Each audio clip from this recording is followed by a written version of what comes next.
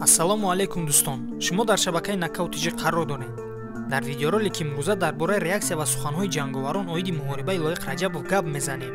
пеш аз саршавии видеоролик ай нафароне ки ба шабакаи мо обуна нашуданду ҳамчун меҳмон видеоҳои моро тамошо доранд, хоҳиш мекунам ки ба шабакаи мо обуна шавед ва бо комментария ва лайки бо богӣ моро дастгирӣ кардана фаромӯш накунед, чунки мо ҳамарӯза хабарҳои ҷолиба пешкаши шумо мегардам. дар ягон ҷо ба ҳузури шита чоя дам кунед, мо боша видеоролика сар мекунем. дирӯз маросими рӯбарӯи ҷанговарони UFC 267 хубу хотирмон гузашт. хотиррасон мекунам ки мо шуморо як турнири бениҳоят калон ва беҳтарин интизор аст ки дар карди асосӣ Ян Блахович бо Гловер Тейшера ҷанг барои муҳофизати камарбанд, Пётр Ян бар зидди Кори Санхаген барои дарёфти камарбанд, Ислам Махачев бар зидди Дэн Хукер, Александр Волков бар зидди Марсин Тубира, Ли Джинлянг бар зидди Ҳамза Чимаев ва Магомед Анкалаев бар зидди Волкан Оздемир во мехӯранд.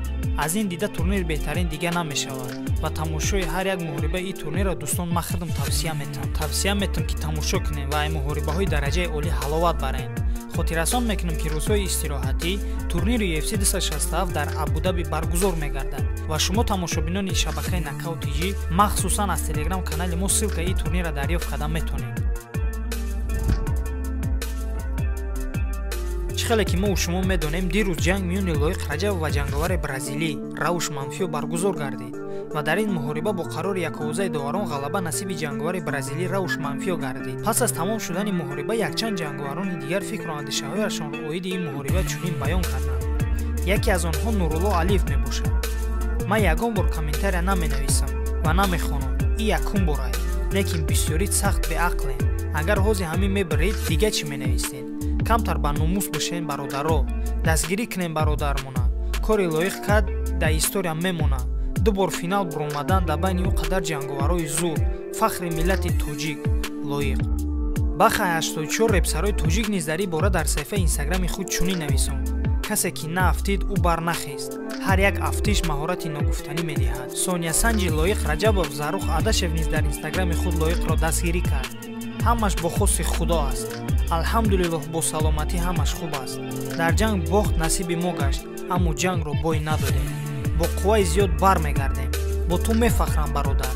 ту он чизе ки дардастони ту буд кардӣ, то ки ғолиб шавӣ. аммо худованд инро дигар тавр хост. саратро баланд бардор, бармегарде ва бозпас мегирем. менеҷери ӯ Али Абдулазиз ҳам дар инстаграми худ чунин нависонд: самураи ҳақиқии тоҷикӣ, ҳар боре ки ту ба ҳашкунҷа мебароӣ, миллион одамҳоро ба ваҷд меорӣ.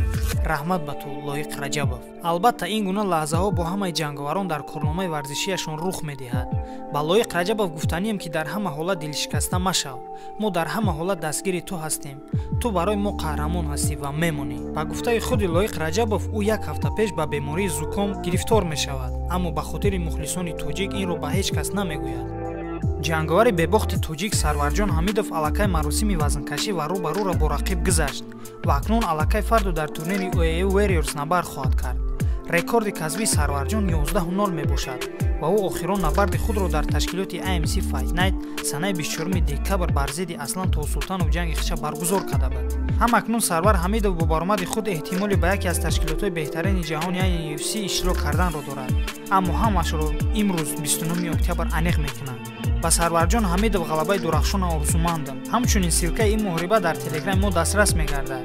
аз силкаи телеграм бошад дар комментарияи закрепишуда. ба шабакаи мо обуна шавен, лайку зангулачаро шатақа дизанед, то ки ай хабарҳои нави ҷаҳони ММА бехабар намонед. ман бо шумо паси видеои навбатӣ мешавам. то видеоролики навбатӣ, хайр.